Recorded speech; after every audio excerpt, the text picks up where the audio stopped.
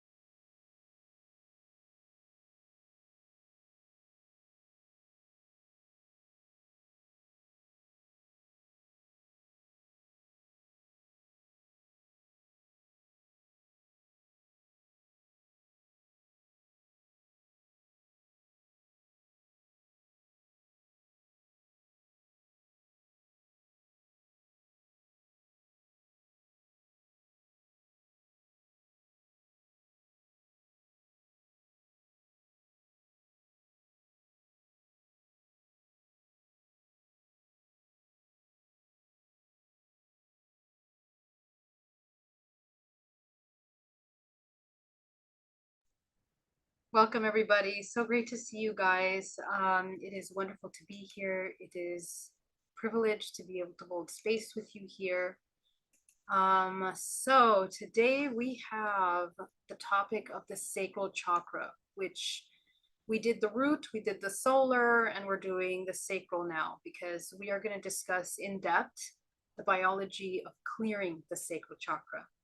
And the last few videos that we did, we talked about how the clearing of the chakras and the root and the solar plexus play a role biologically in the body, how they affect different systems of your chakra bodies, the emotions, interconnecting with the organs and all that good stuff. So today we're going to talk about the sacral, which actually it's one of the most important parts because the sacral, once the sacral is integrated with the root and the solar, it creates the dantian, which is the energy cultivation center of the three.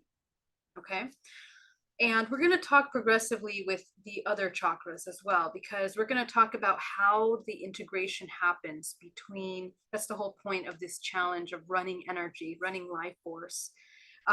The integration of these three main energy centers is actually what allows us to come into this heightened state of intuition, the activation of the higher faculties, and essentially opening up into the connection to the higher self. And even though the higher self is something that is available to us at all the times, most of our connection to the higher self is disconnected by our disconnect with our physical body. And it's not, for a very long time, the art of the connection to the physical body, the integration of that, understanding how the physical body functions in this energetic world is actually something that we need to learn in a way that we can cultivate the body. Okay. So let's get into it, guys. I'm so excited to share with you today. I have a presentation that I put together for the topic because there's a lot of different elements that I want to share with you. Okay, so let's get started.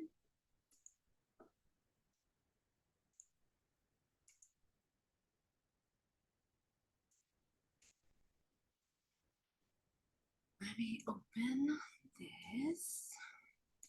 How's everybody doing? Thank you so much for joining us, guys. Go ahead and put your questions in capital letters. And I do have questions from last time that I will answer. So just bear with me. I will answer them at the end of today. So I know a lot of you had some questions from the last time. So we will cover those today. Let's get into it.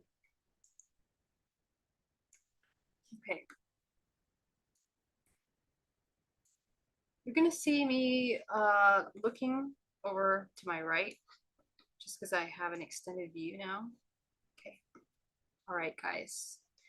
So, one of the parts of the work that I am doing in my collaboration to the body of work around esoteric knowledge, life force cultivation awareness, and our ability to tap into our gifts and our potential is understanding the connection between these energy centers in the body, how we cultivate life force, how we move life force through the body, and how each one of these energy centers operate.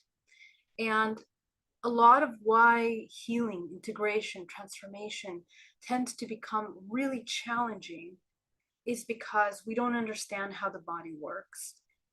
The matrix, or this holographic system, the construct and how it's designed, understands how your body works. It understands how you work inside out to such a profound way that we are very easily manipulated by the stimulation of these systems, whether it is the entertainment industry, whether it is the fashion industry, whether it is politics, societal norms that are created and passed down through generations, the social engineering of our society, all of which was intricately designed at the turn of the century to focus on the consumerism and materialism of humanity. The focus that we exist as humans in order to survive, and then the cities and the societies that are focused on individualistic patterns of behavior that pull away from nature, that pull away from intuition, that pull away from what is the most organic connection to this physical vessel. And really, it's a deviation away from the human potential, the real human potential that the human has. And this is one of the greatest disservices. It's part of the dark age that we are going through. We are kind of going through a renaissance of a dark age of awareness right now. High speeding into technology, high speeding into the element of artificial intelligence, and really we're going to begin to understand organic intelligence, really high level intelligence, is something that we're going to be taking a look at. So as we come into these new realms of information, we will begin to understand how this multidimensional body functions. Okay, so let's get into it. Let's talk about the sacral chakra. The sacral chakra, I went over each one of the chakras in a little of my videos in the past, but we're going to talk about specifically the interconnection of this in our biology. Okay, so remember that each one of the chakras is a sphere, and the sphere focuses, it looks more like a collection of vortices that make up one master vortex movement. Okay, and this master vortex movement, when it's harmonized, when it's balanced, it's moving in a very harmonious way with the rest of the body. Okay, when it's underactive, it becomes suppressed, contracted, sluggish, moving really slow, and therefore so is the information that is expressed and processed through those energy centers. Remember that in this construct, everything is energy. And so the way that we hold energy, the way that we perceive things, process information is all through the chakra bodies, because they are spheres around the body. They are not just wheels. This concept that chakras are just these stagnant wheels, or at least wheels that spin, as it's been directed in many schools of belief. We need to understand their entire spheres and layers of our body. So the way that these fields of energy are contracting and expanding in the body dictate the amount of energy that we process through them. Okay, an overactive chakra would be one that is processing it in disharmony, out of balance, and it is completely expanded. Okay, so the expansion and contraction of the chakras are defining how active and how balanced the information is. If you have a chakra that's super wide open, that will be the largest filter of your perception. Okay, so keep that in mind, because there are chakras that help us perceive harmony, and there are chakras that, you know, because we have deep traumas and imbalances, when they are overactive from the negative aspect of themselves, or this imbalanced aspects of themselves, they create a complete filter of our perception. Your vibrational signature, okay, your entire vibrational signature is essentially the mean, one can say, of all of your energy centers. Okay, so the overactive bound chakra, when we talk about overactiveness of the sacral chakra now, okay, what happens is that the sacral is the one that is in charge of our primordial life force. It is all about relationships, exchange.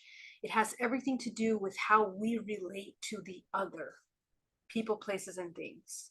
And it is the most important chakra when it has to do with how we exchange our life force.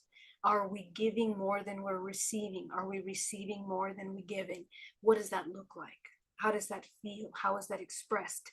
That all of those dynamics of energy are essentially expressed in the way that we receive others. And usually they are at the foundation of essentially our personalities, which are the masks that we create in order to navigate this physical realm, rather survive this physical realm. Okay, so as a result of that, the sacral is in charge of how we exchange that life force. So when it's overactive or excessive, that means an expanded field, we are encountering a lot of poor boundaries. It's very difficult for us to understand where we begin and where the others end. So usually empaths that are deeply empathic, they have the sacral chakra super overactive and out of balance. They are way in their emotions. They don't have any control of the emotions and the senses, because the sacral chakra is in charge of the senses. We're going to talk about that in just a moment. And we'll go deeper.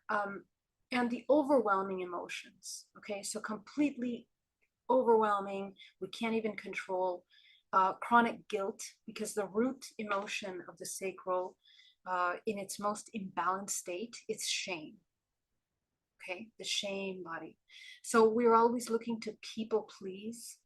We're incredibly moody. The emotions are changing. We have a hard time holding space for other people. We feel like, when we're with other people, we feel rejection or resistance to be around other people. So that's because we are not able to hold our energetic space and create healthy boundaries. And a lot of that inability to hold the energetic space creates a lot of resentment and a lot of deep suppressed anger over time. Okay, so, and I will talk about that dynamic, because it's a very important dynamic that essentially will lock the solar plexus. Okay, so the imbalance in the sacral chakra locks the solar plexus, which is the center of empowerment. Okay, that's why the sacral is the key to both the root and the solar. It is the integration. Okay, we also become erratic and unstable. Okay, so a lot of erratic behavior, unstable behavior. It's just really hard. And again, so when the sacral is out of balance, the root, which is our foundation, our home, our security, our safety, we just don't have access to that. Okay, and depending on how you processed the programs from childhood, in what order your chakras became imbalanced first. That's very important. Usually how you identify the order in which your chakras became imbalanced first is by understanding the emotions that you felt in your mother's womb. Okay, so most likely when you go back to the memory of your mother's womb and you begin to remember the emotions in the womb, how was that? Was it stressing? Was it beautiful? Was it peaceful? Was it, rejecting energy? That will define the filter of perception of the chakra that was most charged during your gestation process. Okay, more on that later. Let's talk about underactive sacral chakra. We have super rigid boundaries. Okay, so we want to just completely have blocked connections. We don't want to connect with other people. We avoid people. We're very guarded with our energetic space, and usually the guarding of our energetic space means it's a result of not having good boundaries. Okay, and it's a very contracted energy. So remember that the chakras, because they are energy fields, the way that they look like flowers, right? It's like the flower is the closest thing to imagine it. But as soon as it begins to contract in one part of the body, the right or the left, it affects the flow of life force for that spin, because they spin. So any side of the chakra that becomes impacted, let's say the feminine or masculine element of ourselves, then we block the spin of that chakra. Okay. Also, underactive means self-neglect.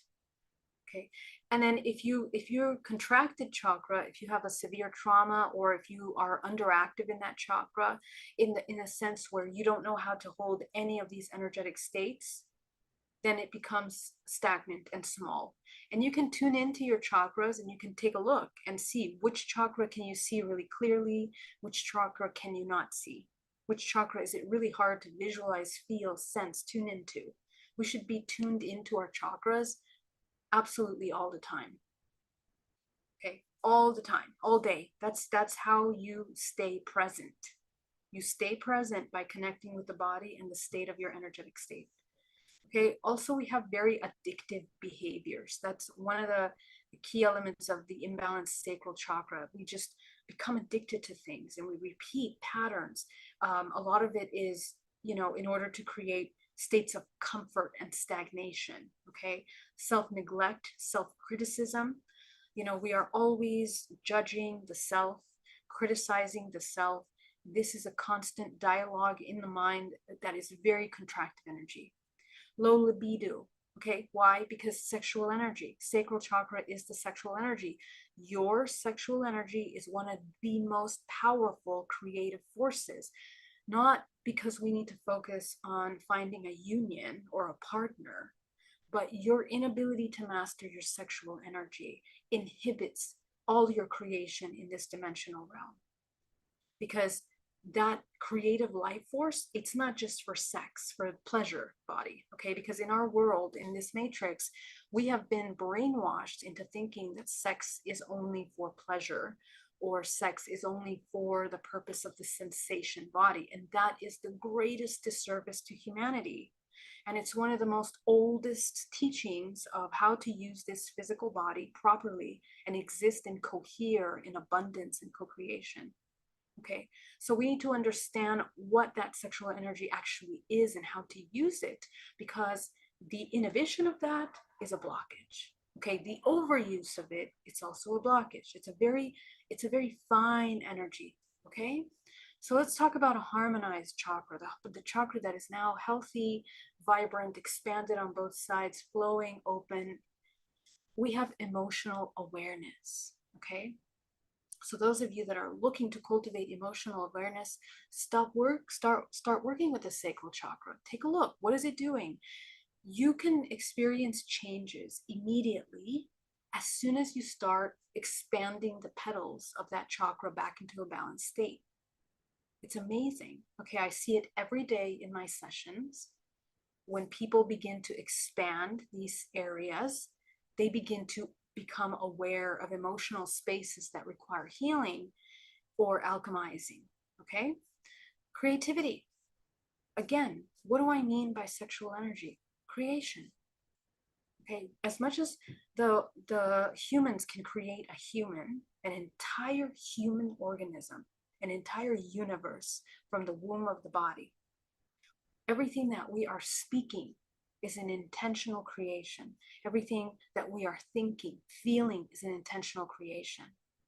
Okay, so those of you that are battling around in your lives about the things that you feel around you, rather than focusing on your feelings and your creation and manifestation, you deplete a lot of your energy.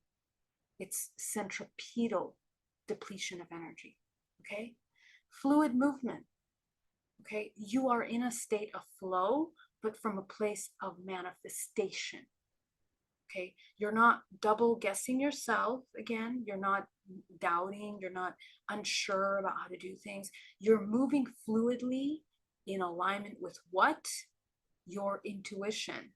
Okay, the intuition. So guess what? The sacral chakra is deeply connected to the throat, and the integration of the throat and the sacral. The throat is the center of your ability to speak your truth. Okay, so when we have a stagnant sacral chakra, we also have a blocked throat chakra, and there's the connection immediately between the third eye. Okay, your intuition. If your sacral chakra is completely blocked or overactive, your intuition is completely out of alignment. You also have a passion for life or the focus of joy, excitement, but not from the sensation and just a superficial emotion.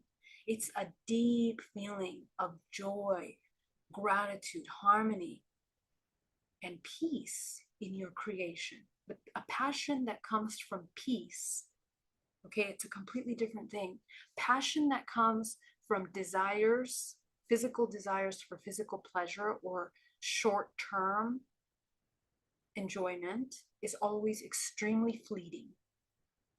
And as fleeting as that is, also will be the fruits of that desire. So there's a difference between the higher self having this kind of peaceful passion for creation, as opposed to just temporal fleeting experiences. Okay, and then of course, sex life becomes healthy, and of course we are just learning what that actually means, because sexual energy is actually one of the most healing and regenerative energies for the body. And when the human learns how to cultivate that life force, a couple things can happen. Heal the body from illnesses, heal partners from illnesses, heal each other from illnesses in your partnerships. The things that you manifest are in alignment with both highest expressions, because you are both partners in coherence. And your ability to navigate higher dimensions opens up through the portal of life.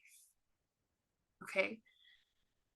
Now, all of the ancient schools of mystery talked about killing the desire, the let's say lustful sexual energy in the body, in order to purify and refine that energy for creation. It's a completely different thing. And that's why the whole concept of celibacy was created in religions, which was completely distorted. Religions don't talk about the reason why that we need to go through that process.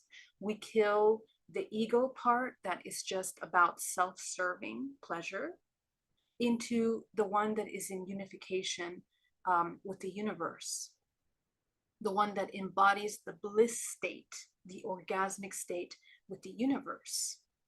Okay, so this state of co-creation, which once you embody and cultivate the 0 point, emerges love, pure love. Now your embodiment and your exchange with everything becomes a very blissful exchange. Okay, it's a completely different way. And that is actually the healthy utilization of that sexual energy. Okay, the human can heal timelines, ancestors, by accessing higher dimensions with a partner. And these are things that not a lot of people have learned. Okay, very few wisdom schools, mystery schools, or mystic schools as they call them, focus on that. But it's something that needs to come to the forefront now, because we're healing humanity's perception of all of these different sides of reality. Okay. So in the sacral chakra, as you know, it's located 4 fingers down from your belly button. Okay, so for the female, it's around the womb area, and it's deeply connected to the spleen. Okay, and for the men, it's connected to the sexual organs, but also the center of empowerment. Okay, so the connection here in the sacral chakra to the body is really important. Here is the thing, the sacral chakra, its main focus is understanding the relationships, your relationships with yourself and the relationships with the world outside of you.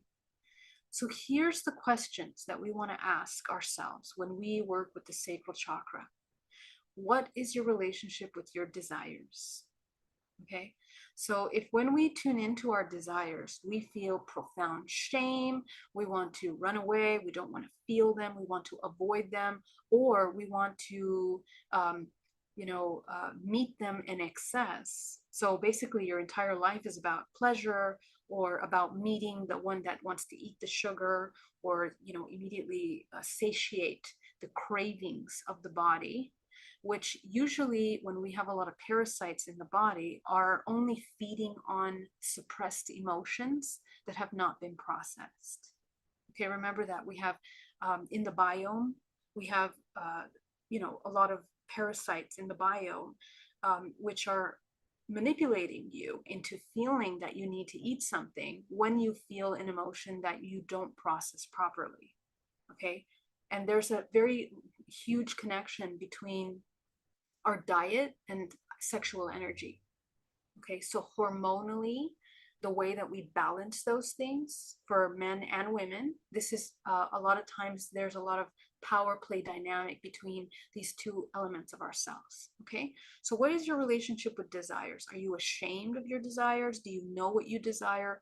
Have you ever been allowed to have desires? Okay, so take a look at that. If you answer no, I've never been allowed to have really desires or to meet them or to, acknowledge them, or yes, all I did was meet my desires and then get nowhere in life or have no authenticity, connection, and true intimacy, right? So you begin to understand how those imbalanced exchanges affect you. What is your relationship with pleasure? Okay, that's very important. In our world, in this society, we think of pleasure. It's been the concept of pleasure has become impure. Okay, it's become a business. It's become capitalized on. It's turned into a weaponized element of humanity. Okay, so the weaponization of your pleasure is what the entire marketing industry thrives off of. Okay, so your taste buds, so we're going to take all the nutrition off these eating foods and we're going to put all kinds of chemicals to feed to your immediate senses in the brain, and usually they're chemicals. Okay, so in this situation, humanity has completely fallen asleep. We've become completely unconscious of how we are relating to the things that are around us, our relationship with them, our exchange with them. We basically become slaves.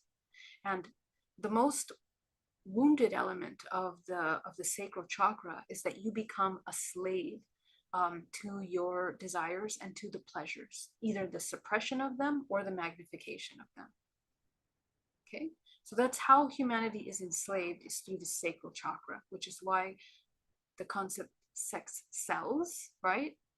Poor humanity is just, it's like chasing the carrot, right?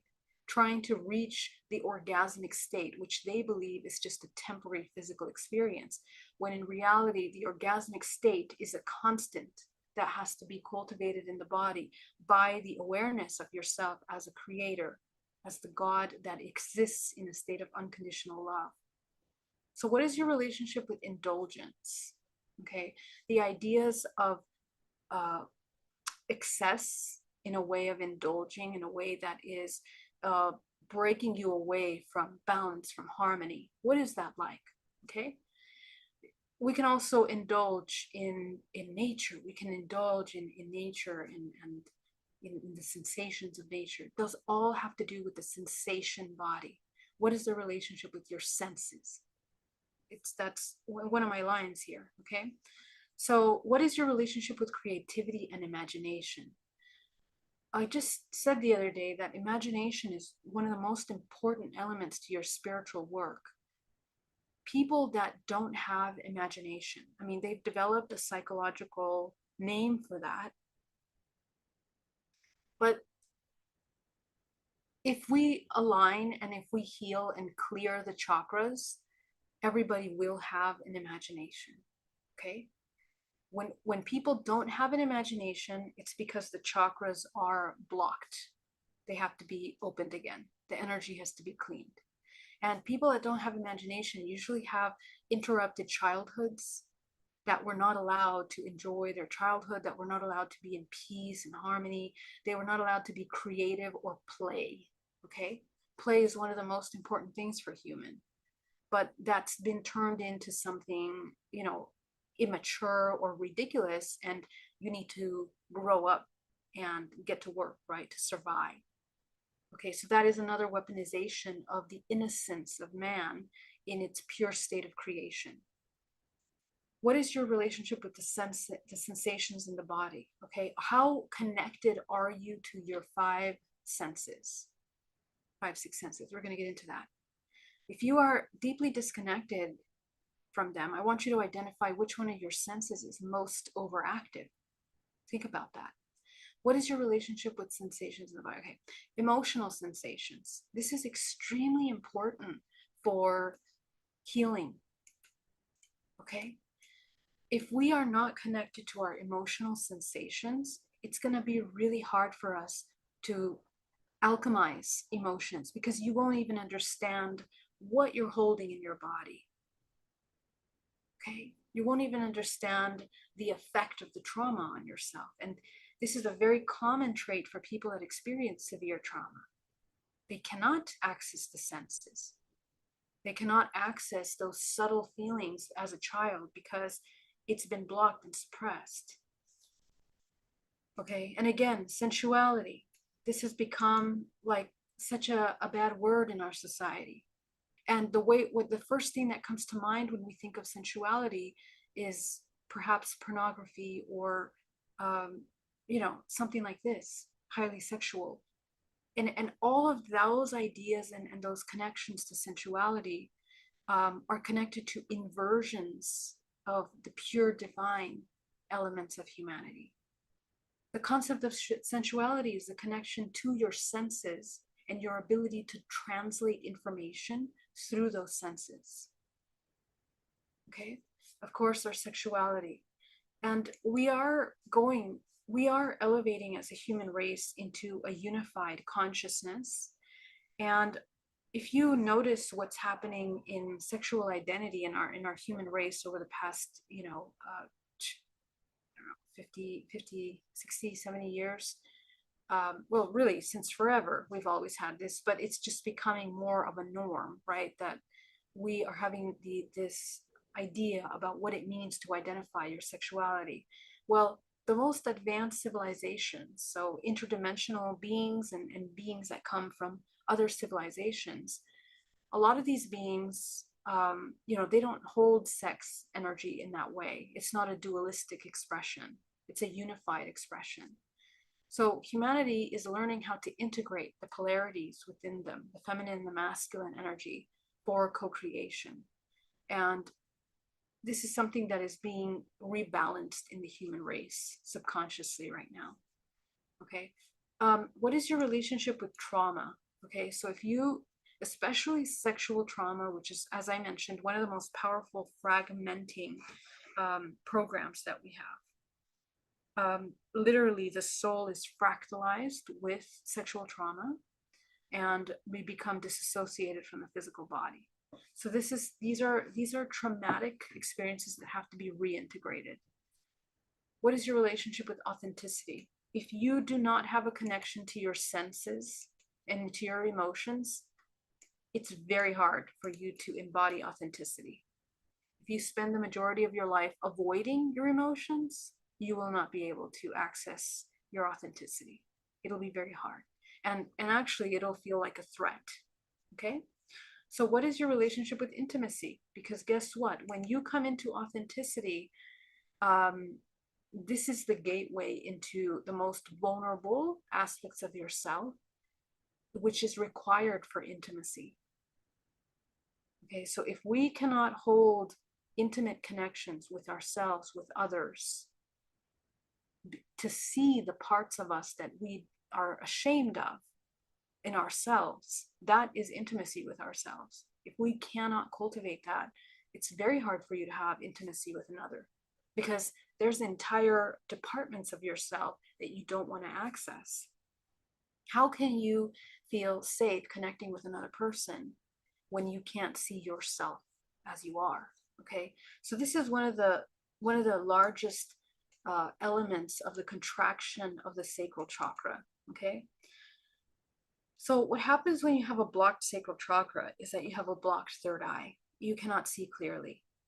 It is impossible for you to have intuition and to connect to higher octaves of information. So the healing of the sexual chakra, because it's all about the alchemical marriage, okay? The alchemical marriage. We have marriage on this planet with a man and a woman biologically, because that's how the energy creates in this universe, the integration of those polarities that then integrate in the body. So the unlocking of the third eye occurs when we integrate the sacral. So let's take a look at what happens when we come into this archetypes, the archetypes that are emerging from the sacral chakra wounding and the sacral chakra healing. Okay, so you can look at some of these, I am sayings and affirmations that you can begin to work with. Okay, but when we talk about sexuality here, we're not just talking about pleasure with a partner. Okay, we're talking about our ability to connect with our creative life force, our primordial life force. Most humans are completely terrified of their creative potential. We don't even understand the power, but our body knows that it's super powerful and super important. And so the more ignorant parts of us, or the shadow parts of us that haven't seen themselves, they rather contract into comfort rather than push through these fears of co-creation. Okay, so the archetype of a closed chakra is a martyr. Okay, the one that is always the victim of situations. It is always the perpetual victim, the perpetual hurt individual. And this individual will forsake their own happiness for others, and they cannot accept any level of pleasure. This is a really huge problem. Okay, why? Because this is where we have a lot of narcissist character beings. Okay, in the way that they are willing to manipulate situations in order to avoid taking responsibility for their desires or for pleasures. Pleasure, it can be as simple as feeding yourself in the day. Okay, so people develop eating disorders, which is why people that have sexual trauma usually have eating disorders as a result. It is this absolute rejection of the physical body.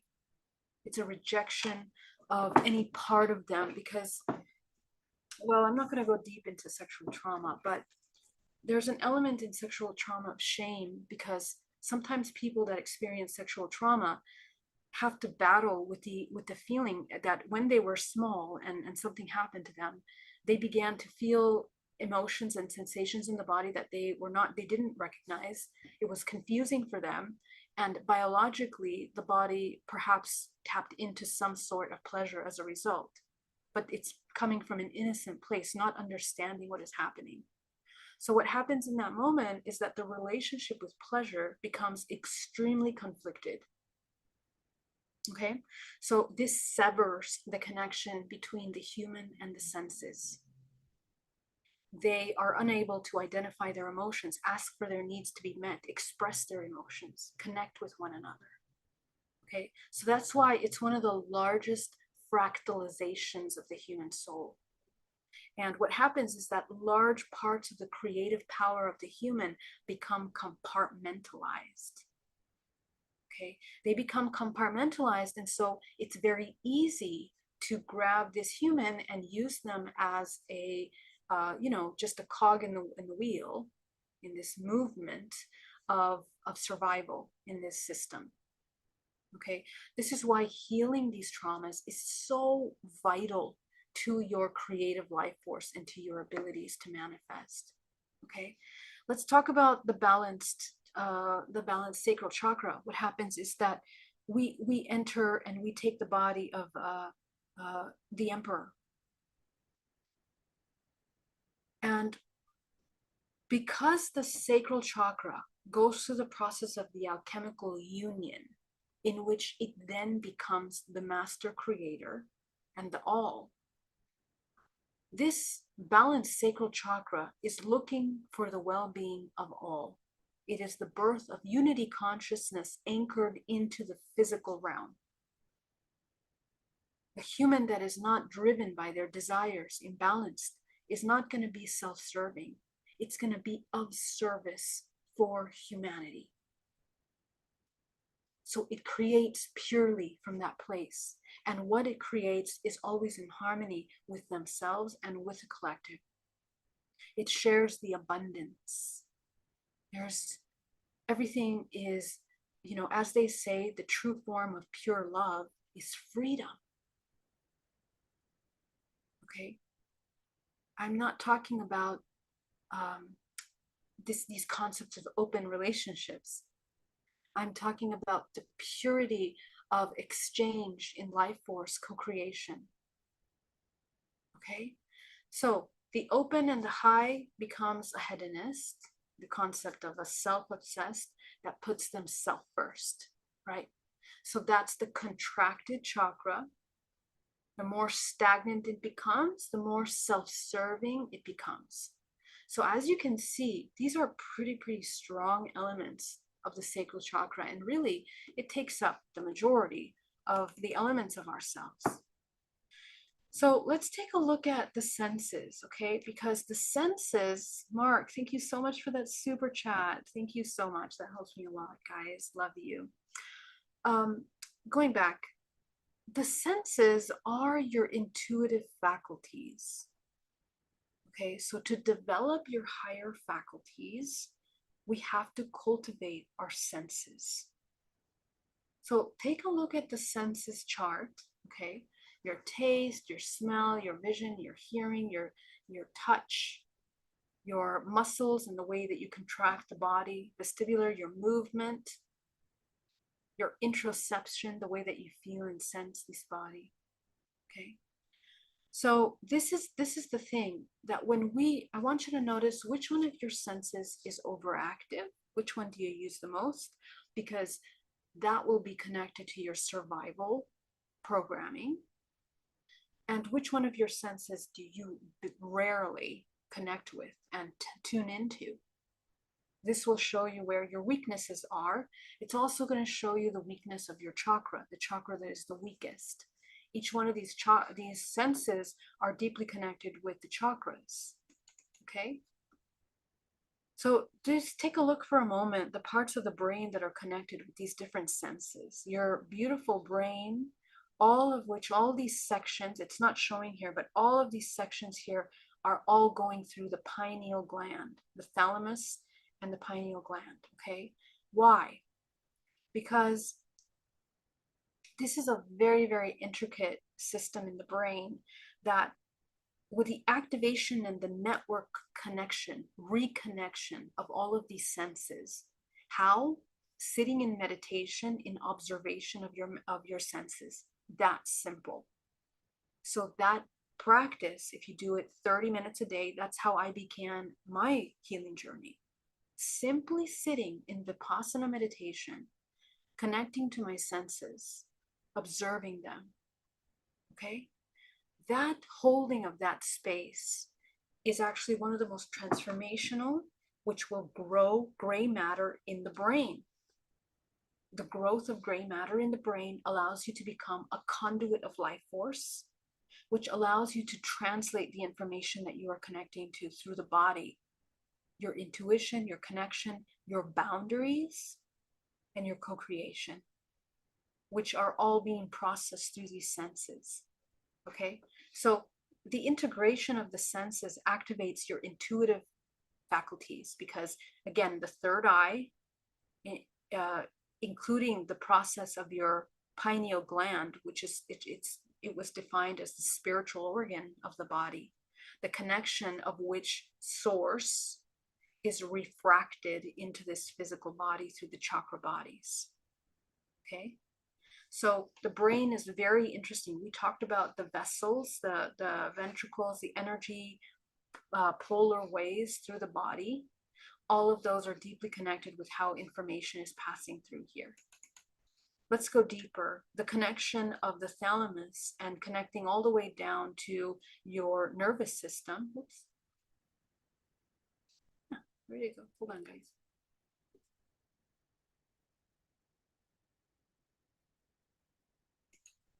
Okay, so your nervous system, your parasympathetic nervous system, which is deeply connected all the way down the spine into all the body. What does it connect to? The chakras, every single one of the chakras.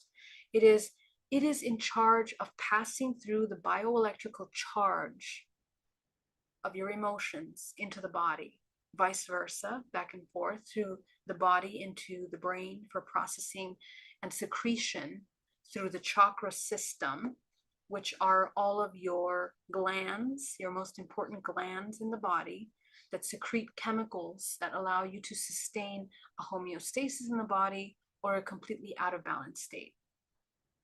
Okay, so it's very important to understand this system. Okay, and of course,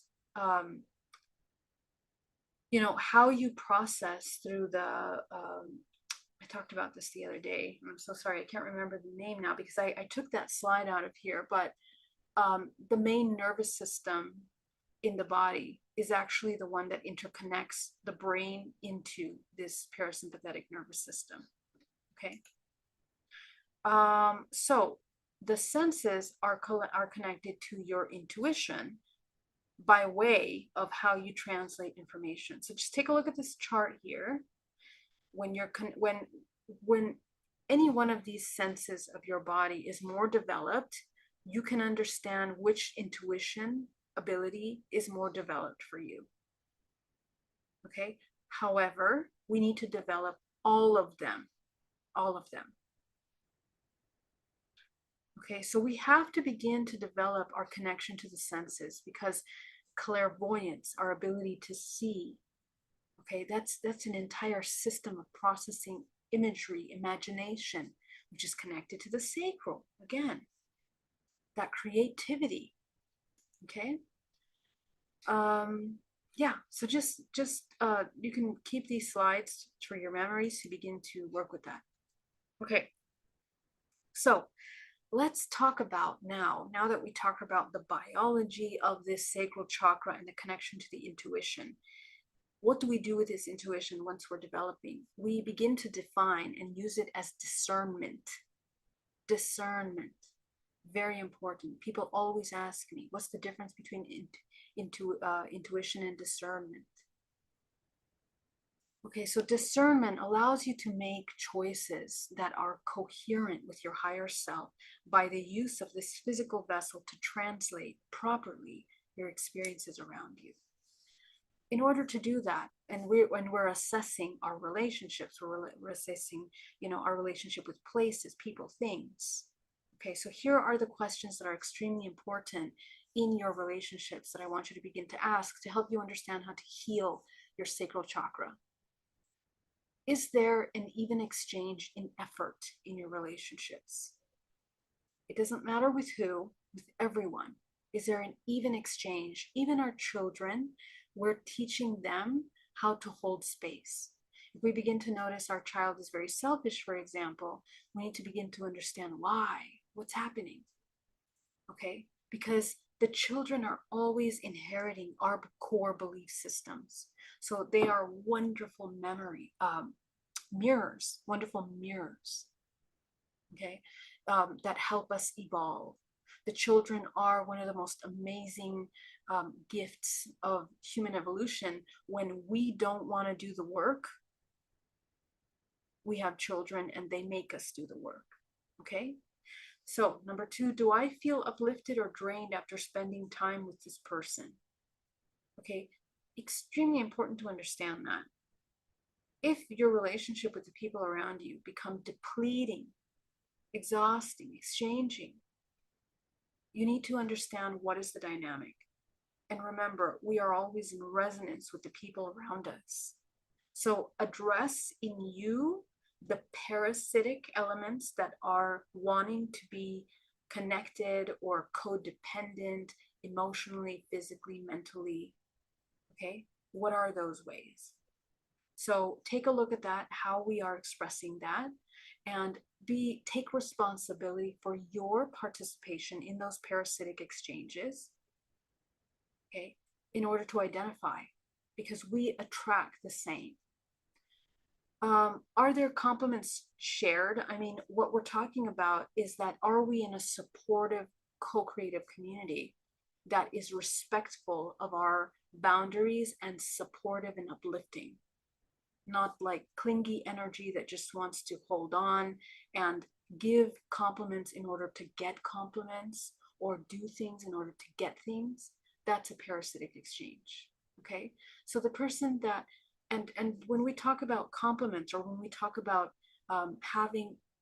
holding space for another, either energetically, emotionally, or verbally, these are expressions that come from a deep inner connection, not just superficial conversation that is made to create a false sense of joy or happiness in a relationship, but rather deep, insightful awareness of themselves, and they contribute something insightful to each other.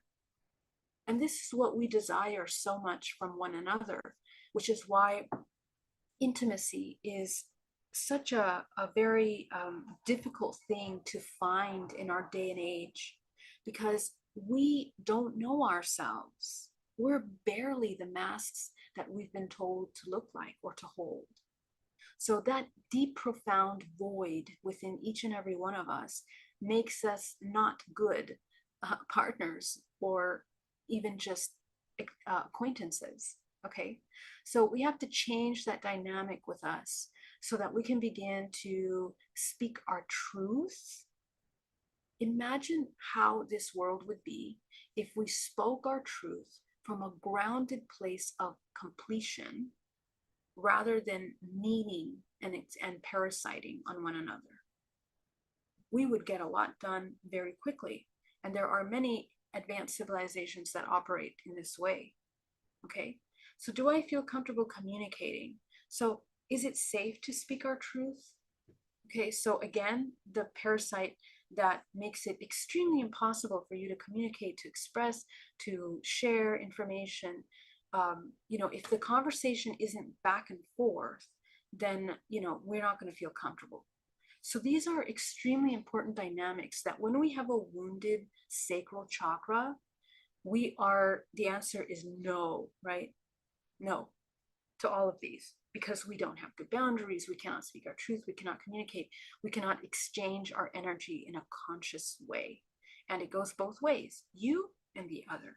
Okay, so let's take a look at a couple variations of that in terms of chords, because guess what?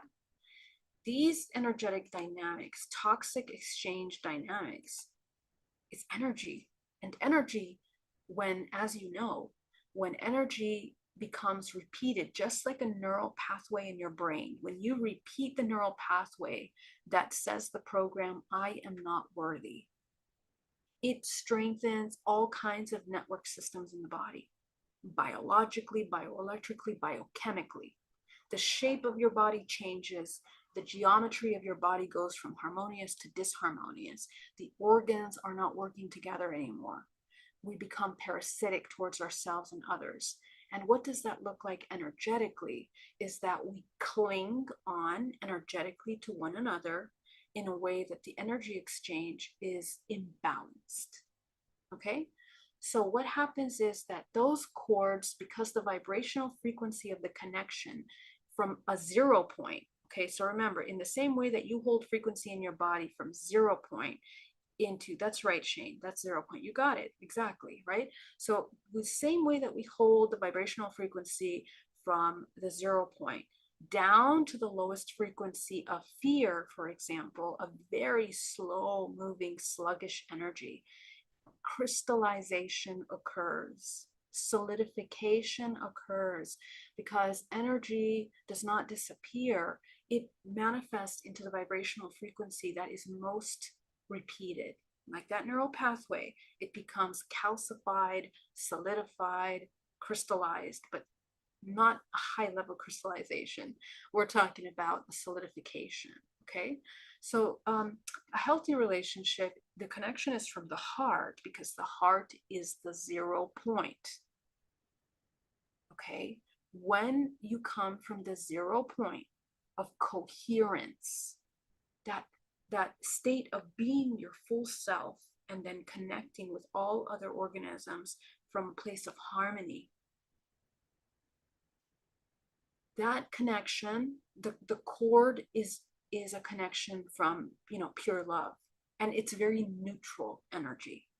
That's real love, which is why love equals freedom.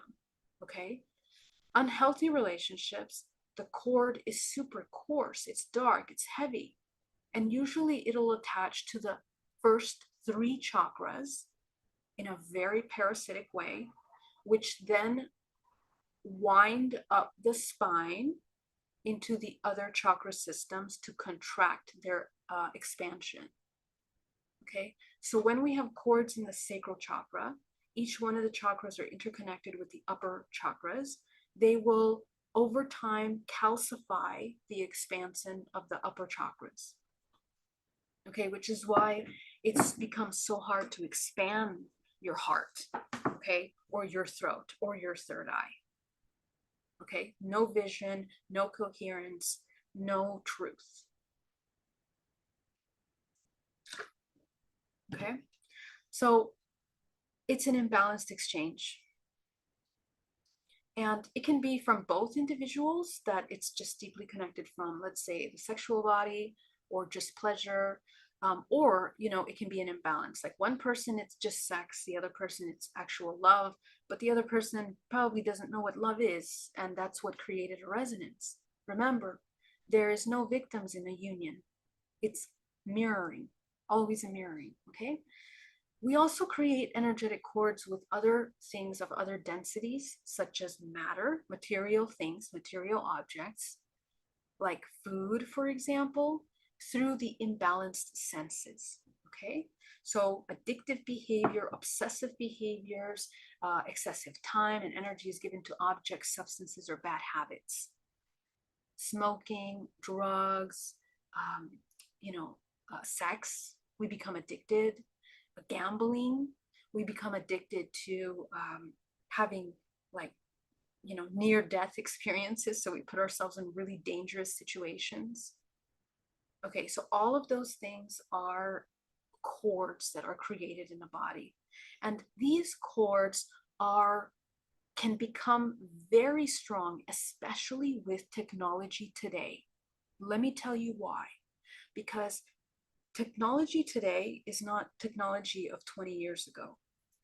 Technology is becoming more organic because it is intuitive. All the internet has been recording information of your biometrics, your subconscious thoughts, calculating algorithms of how to target you to do what it wants you to do for the past 20, 30 years. Wait, I don't know how many years. Okay, since the internet started. Okay, since the internet started, it was a collection data bank of information that has learned human behavior inside out. Everything from the corner that you're looking at on your screen, which is where they put the ads, to, you know, the heat sensation of your hand on your cell phone, and when your heart rate starts to get faster when you start looking at something. Okay, all of that data collection that has been being collected since the internet began learned your habits. It's become an intelligence. And so it's going to trigger sensations and emotions in you that you don't even know you have. So the connections that we're building with technology nowadays are so connected to your biochemistry, your addiction, and your emotional, to the point where we have humans on this planet that are dating and marrying artificial intelligent partners. Okay, so that's a problem, because we become transhumanist in the sense that our creative life force is engaged and codependent on this technology rather than interdependent, like the healthy relationship that comes from coherence and pure neutral point. We've now externalized our power and the satiation of our imbalanced desires. Okay, so that's really important. Okay, let's go into the higher levels. Energy attachment. Okay, let's talk about that, because a lot of you that have had contact, you know, I'm a contactee since I was a child. And you know that part of my journey was discovering hybrid children, discovering, you know, some of these beings that were in charge of these hybridization programs in these higher dimensional realms.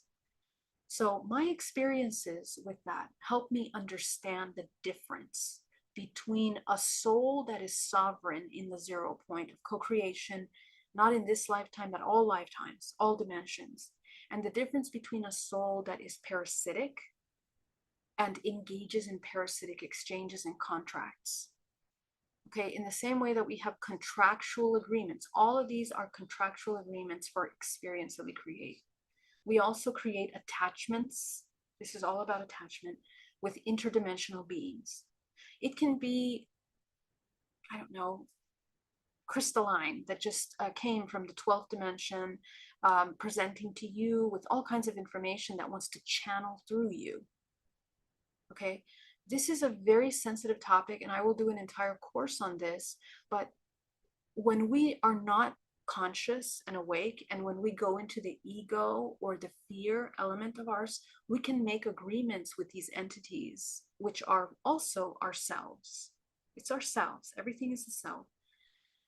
And the exchange can be our health, or the exchange can be the disconnect from the earth, which means that your body becomes ill. There's a lot of channelers that I know that, you know, once they started channeling, you know, their body started to break down. Why? Because they're living up in these higher levels, connecting to a parasite of information, but not connecting to the body.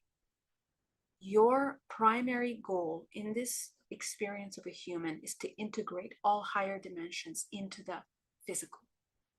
If you don't do that, the body, the science, the biology, the sacred biology of this body becomes out of harmony, and you destruct. So we want to understand, what is the exchange that we're having with this being? Okay. And a lot of times when you listen to the messages that are coming from these entities, you have to understand the laws of the universe very well to be able to identify who is actually speaking from unconditional unity consciousness and who is not. So that is part of our growth in our evolutionary process. And all of us are going to go through different levels of beings that we connect with, and we communicate, our guides. There are angelic beings that were with me at a certain age that I don't connect with anymore. I don't resonate with that energy anymore, because they met me at the vibrational frequency that I was at that time.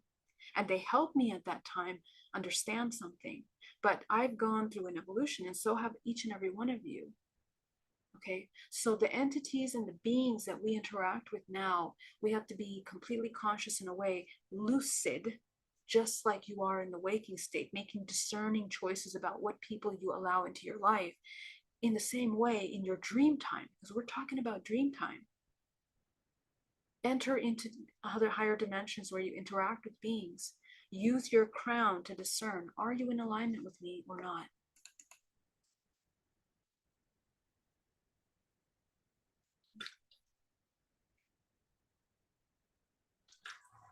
Okay, so let's talk about the anatomy of cords. Cords are vortices, they are spiral. Okay, the vibrational frequency, the vibrational frequency of a cord, high or low, will define the geometric pattern at which it is spiraling to create between you. And that will define the thickness, the density, and the lightness, the clarity of the cord. Okay? They link to resonance and blockages in the body. And these are complex layers in your multidimensional body. The quality of how we hold our frequency is how we connect to others. Okay, so that's why when you raise your frequency, people in your life sometimes go away. They leave us. They cannot exist with us anymore. So this is a very common sign of people that are waking up, that all the friends they used to be with, they don't resonate anymore. It's all about the frequency of the cords that you're holding. High frequency cords are very fluid, clear, and they feel almost non-existent. So I'll give you an example. When I was learning from one of my shaman teachers, well, my only shaman teacher that I connected with, the cord between me and this person felt almost non-existent. And when I first started the journey, I felt almost abandoned by the person, because I thought, God, this person doesn't even connect. And I was so like in love with the information, not the person, but the information, the wisdom that was being given.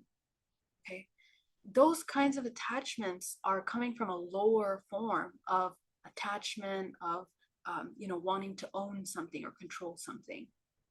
Okay, but when we operate at a higher level, we understand unity consciousness. Again, it's not coming from a self-serving place. It comes from an even exchange, and that's very fluid, very open. Okay, so that's when I first understood somebody that knew how to hold their space for the first time in my life. Because before that, all my relationships with all my family were really heavy exchanges, to the point where you're drained, right? And you always want to feel something. You always want to feel something back. That's how we know that we're being parasitic in that exchange.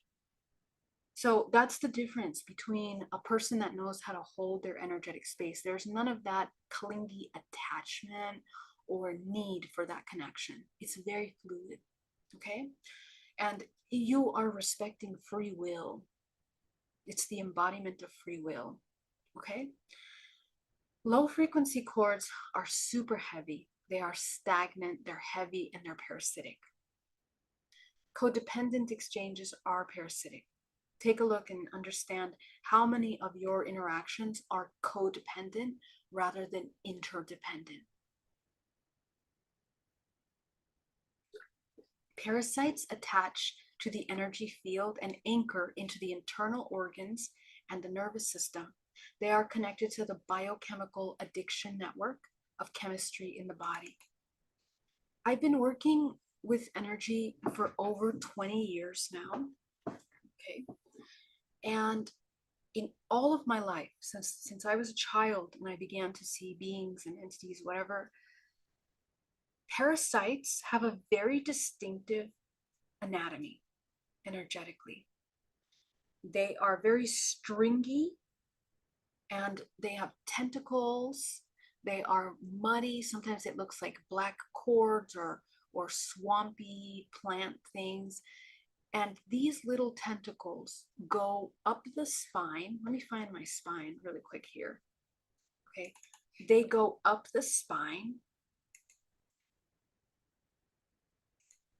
Okay, the tentacles will attach. It's too thick. Hold on. Okay, so let's say there's a thing here. So let's say the parasite is here. It's going to be a ton of little tiny cords.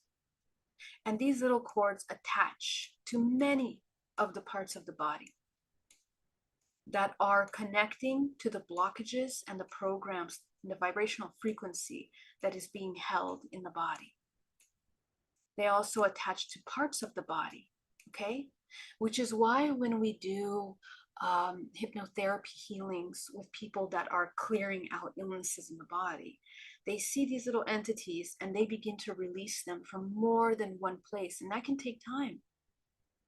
And it's extremely important that when you're doing this healing, that you are thorough, because what's happening here is that you are waking up consciousness. You're becoming aware of the dormant parts of your body that you have let go or abandoned to the point where it's become nobody's home. So the parasites dwell within the body that is not present. Okay, so when we're not present, we're the perfect environment for parasites. So these parasites in the body feed off of the emotional, biochemical conductivity in the body.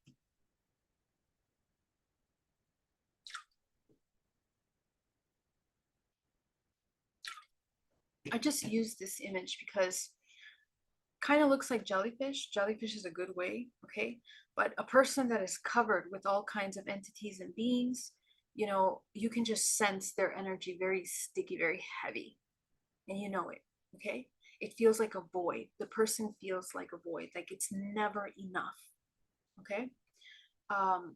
Deep emotions of sorrow, deep emotions of fear, pain, you know, that kind of energy. And it can be very subtle too.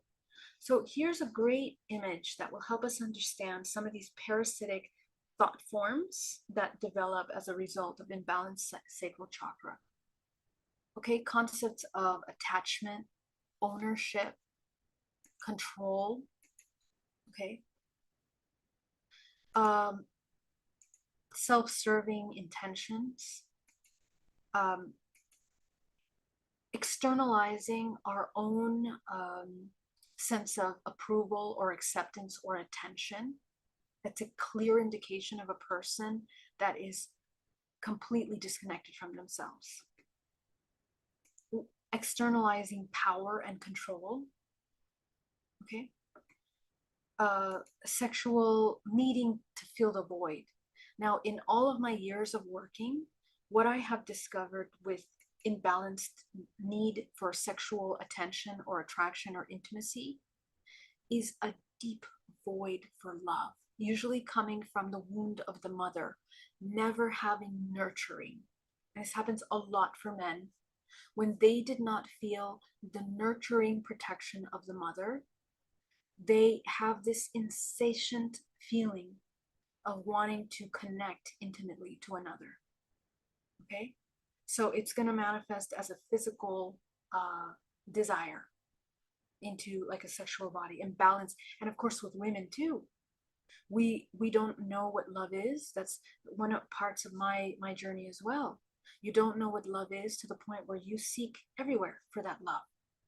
And for women, it's the fairy tales, the ideas of Prince Charming to be saved, to play the victim archetype for the man to come and save. Again, it's the romanticizing of the externalizing of power, of creation. Okay, so both men and women can play those dynamics.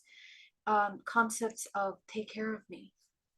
This is very parasitic behavior that's become so popular in our culture. Okay, what do they call them?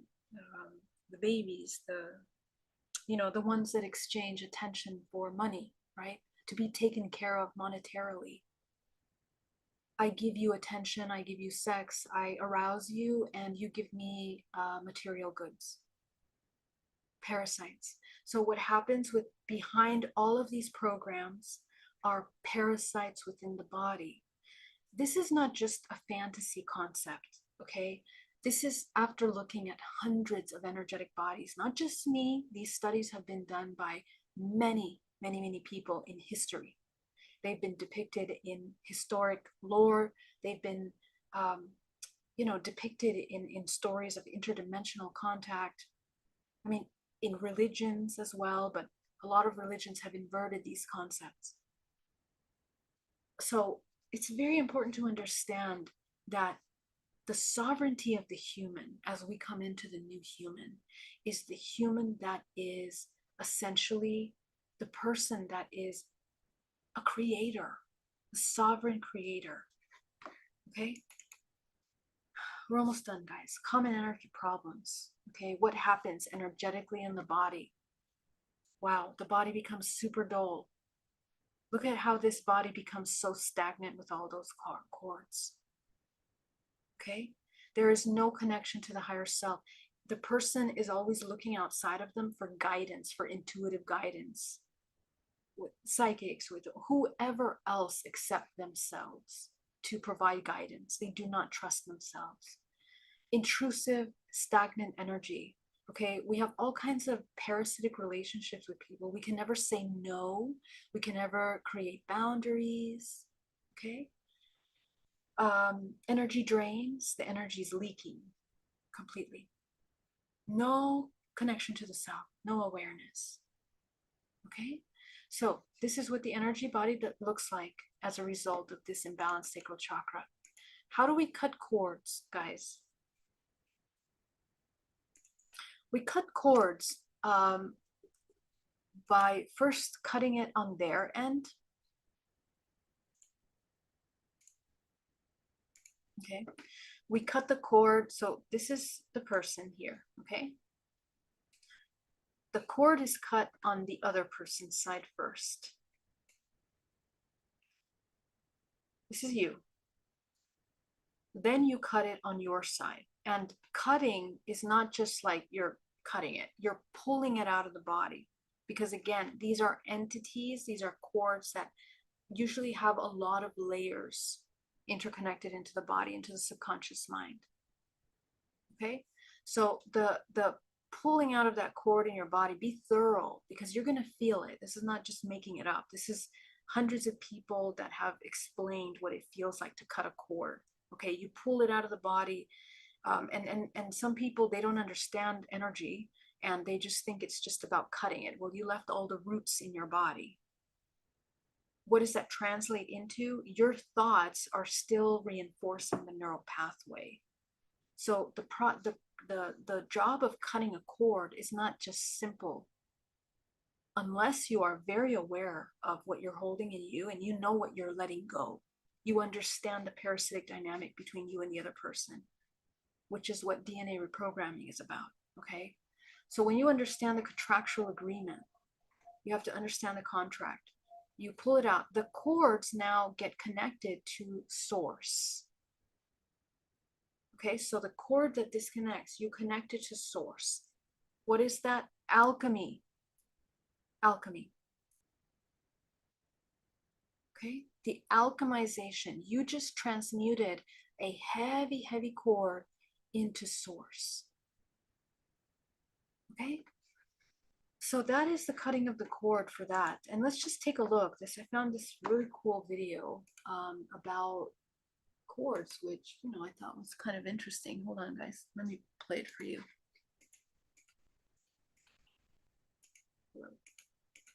Play. Here we go. Okay.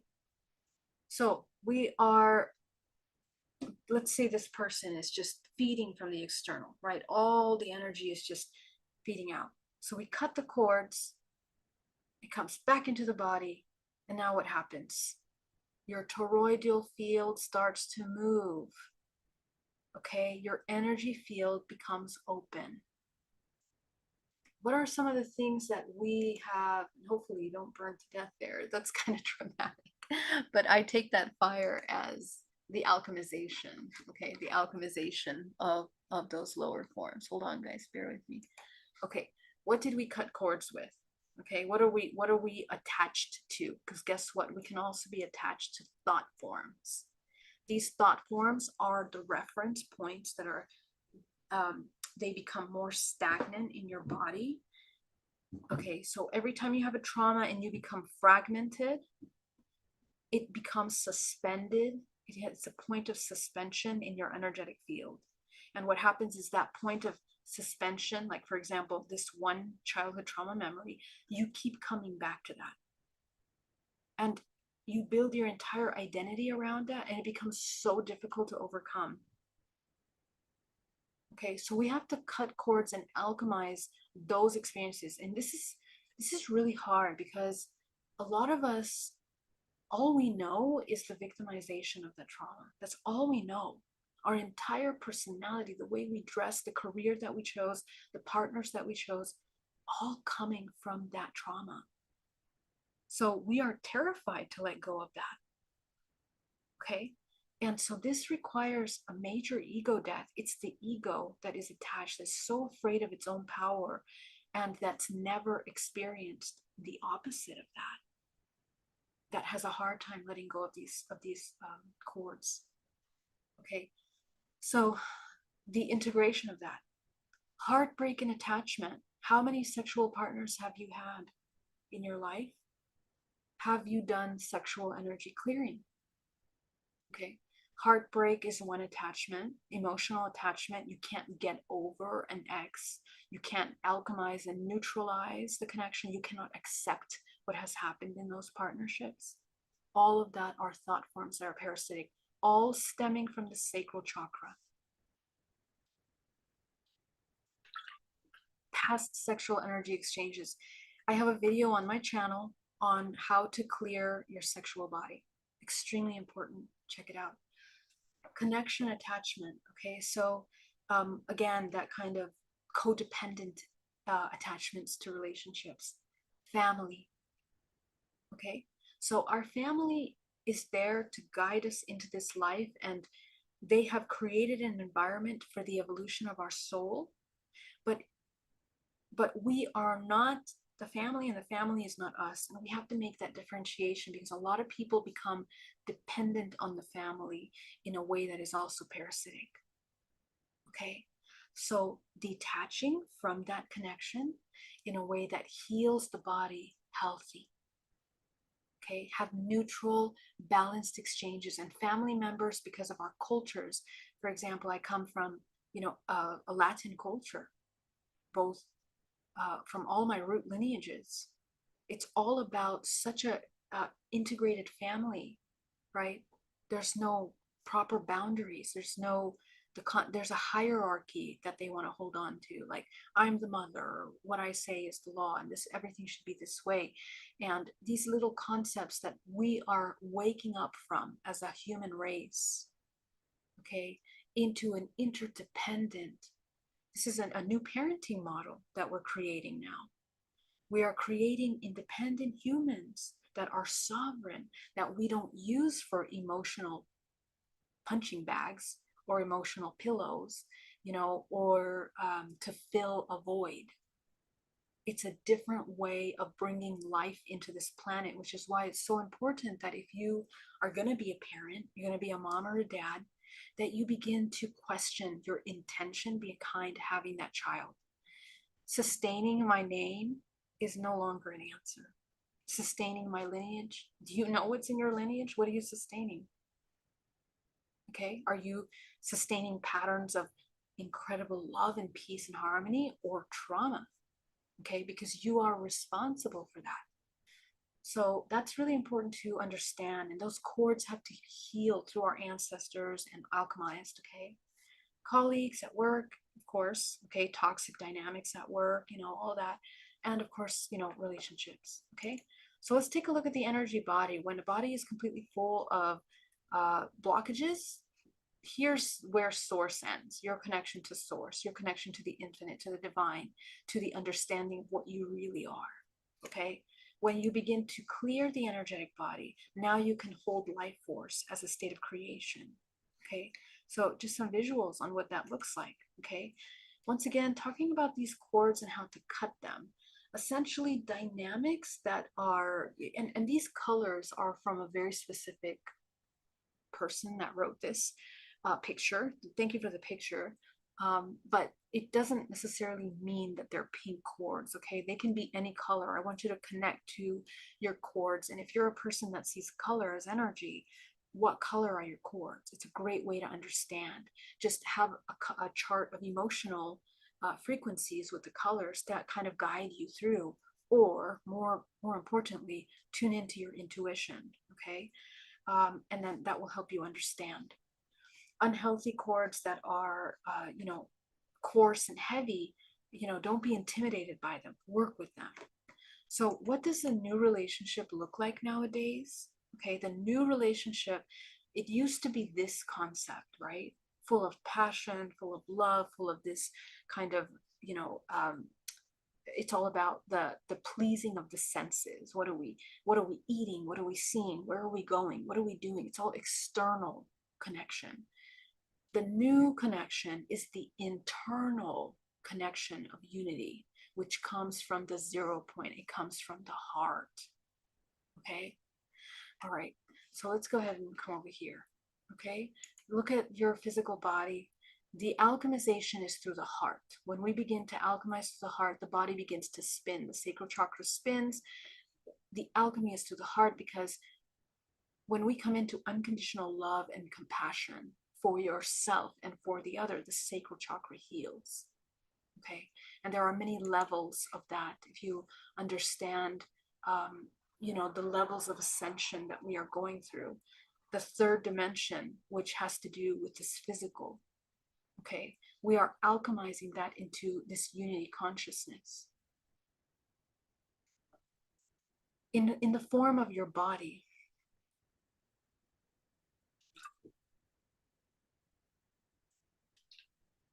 Somebody asked a question the other day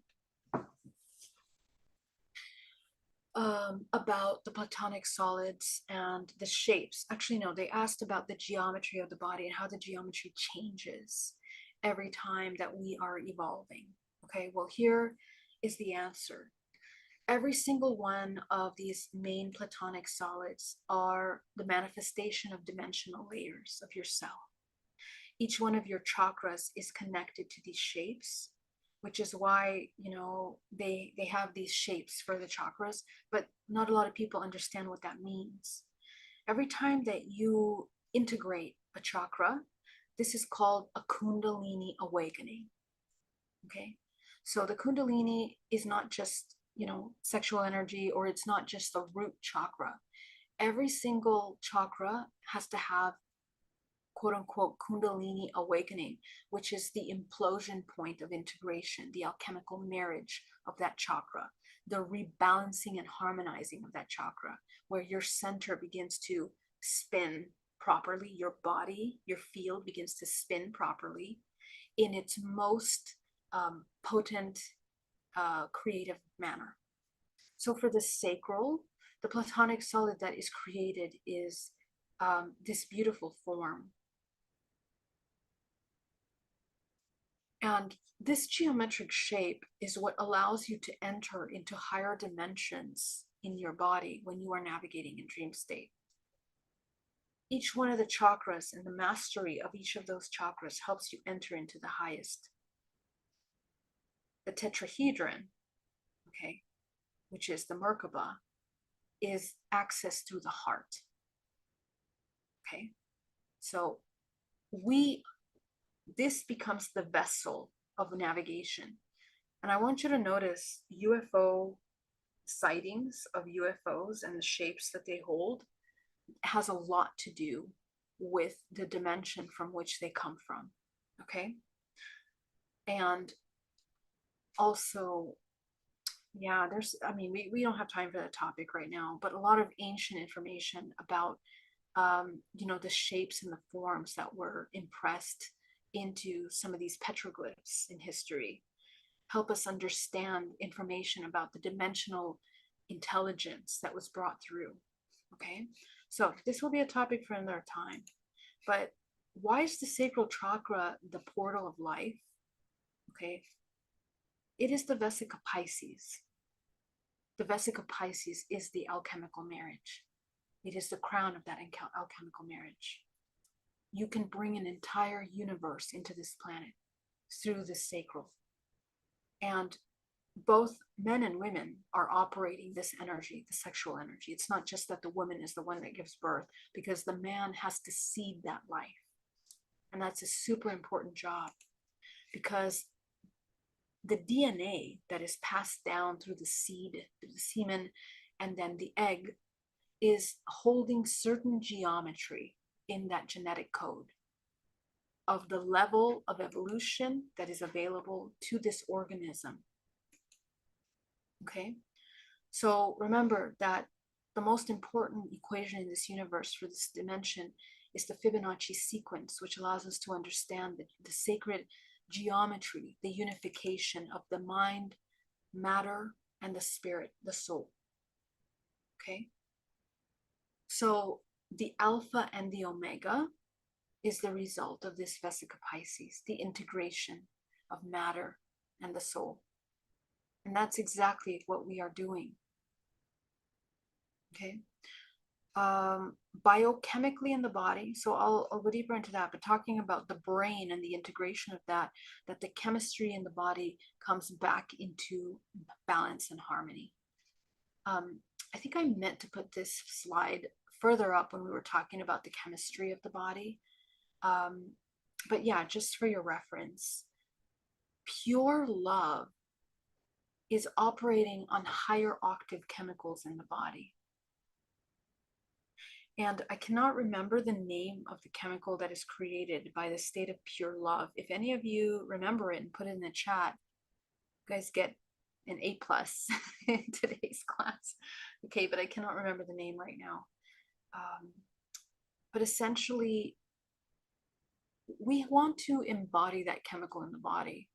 It is produced by the glandular secretion of the pineal gland as well, that creates the chrism, that creates DMT essentially, that allows you to navigate into higher dimensions, that is accessed by the 0 point. Okay, so this is exactly the biochemical system that is very important to your harmony and your evolution. Okay, so once we integrate that Vesica Pisces, the marriage of all chakras, you become married to yourself.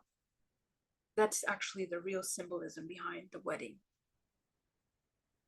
Okay, and the wedding to the virgin, which represents the purity and the divinity that comes from the alchemization of turning lust into pure love. Okay, the externalization of your creation into the internalization of your creative ability. That is the key to the connection to this entire universe. Okay, okay. All right, guys, that was the end of the presentation. I want to thank you so much for joining me today. Tomorrow, I'm going to take you into the clearing of the sacral chakra, like the actual meditation. But today, that was a lot of information, and it's really late right now, so I'm going to let you guys go. But let me answer some questions from the chat first before I go. Thank you so much for all your comments, guys. It's so awesome that you guys are interested in the topic. Put your questions in capital letters, please. Geraldine, what about the attachment of cords even after removing and attaching them and alchemizing them? Awesome question. So what actually happened there is that we removed the energy of that. But remember, I mentioned the thought form. Okay, we think it's easy and we can cut it and it'll give us temporary relief when we cut that cord. Okay, but if you don't address the thought form that made you in resonance, energetic resonance to the other person, and alchemize the resonance thought form, this cord will create again. It will manifest again.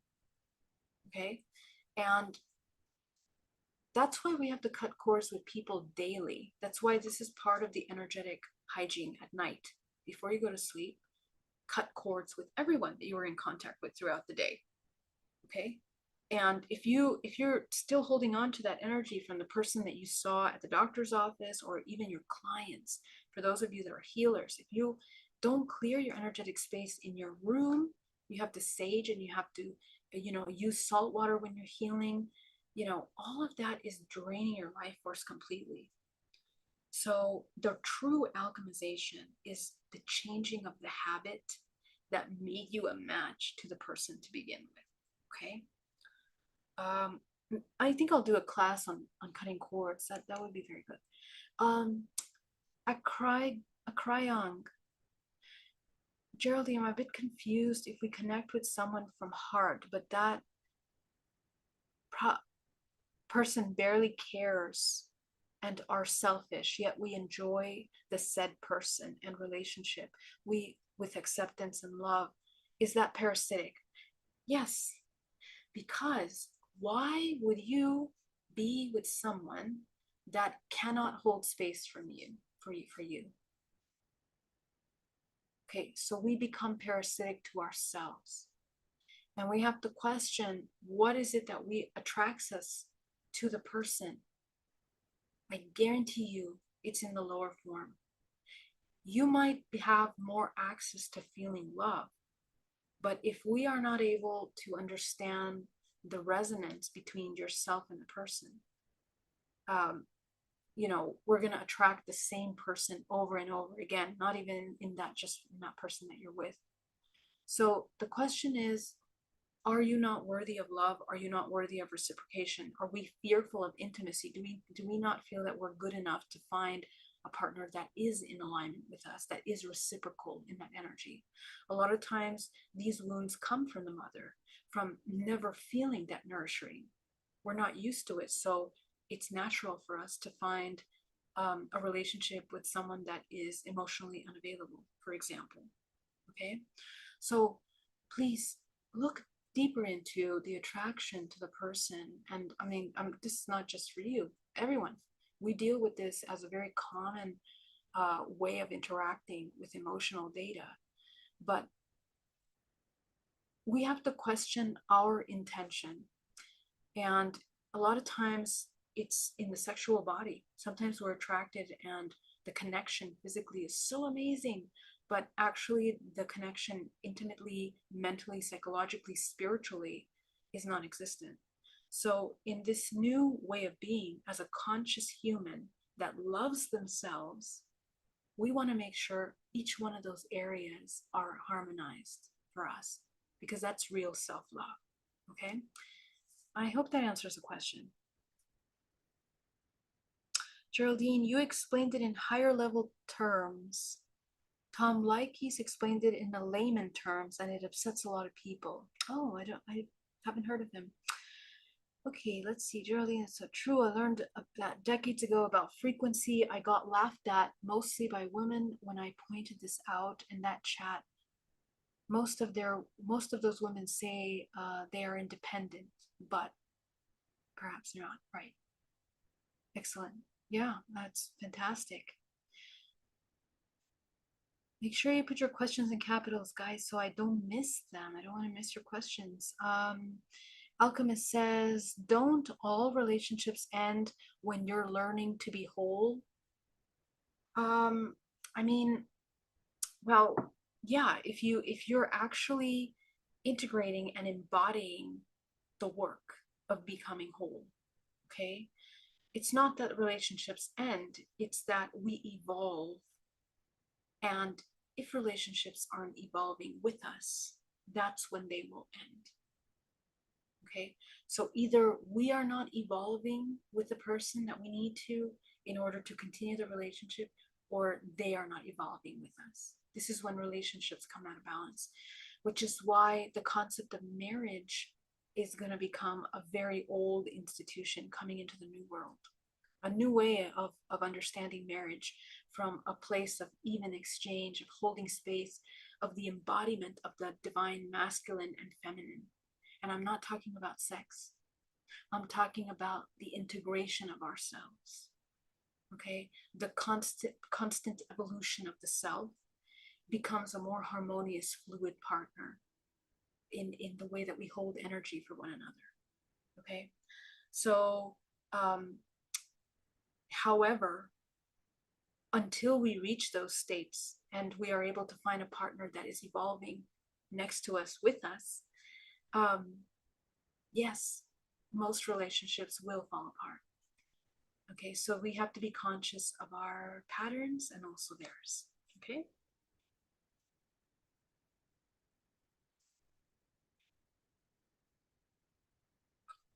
You guys, thank you so much for the super chats. They help me a lot. I'm so happy to see them. Okay, question.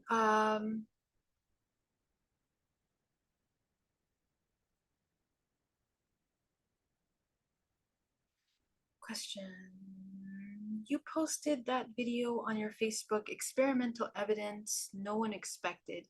Is human consciousness quantum after all? Via Anton Petrov. Did you agree with the video?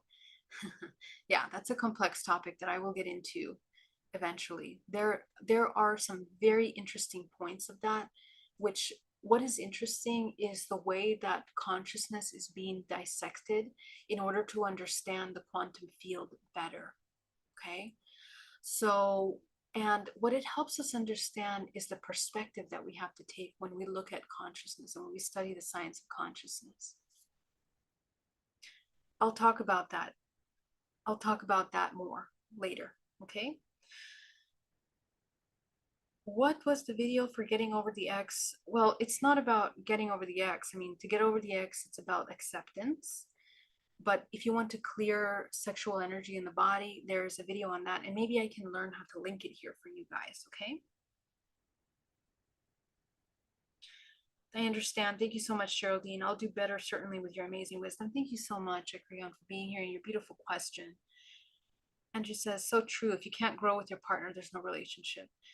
Grandizer, question. You will be at Contact at Sea. What will you teach on the cruise? For those of us who can't make it, the Catholic Church called that equally yoked. I don't know if that's a really proper term. Yeah, I'm not sure I heard that term. Yes, please. I so wished you could do a review of Anton Petrov's video for you both. Great works.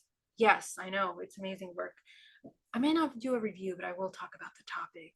Okay, guys, love you so much. I can't wait to see you again tomorrow. We're going to continue this work. And look at the time we're ending, 11 p.m. All my love. See you soon. Bye-bye.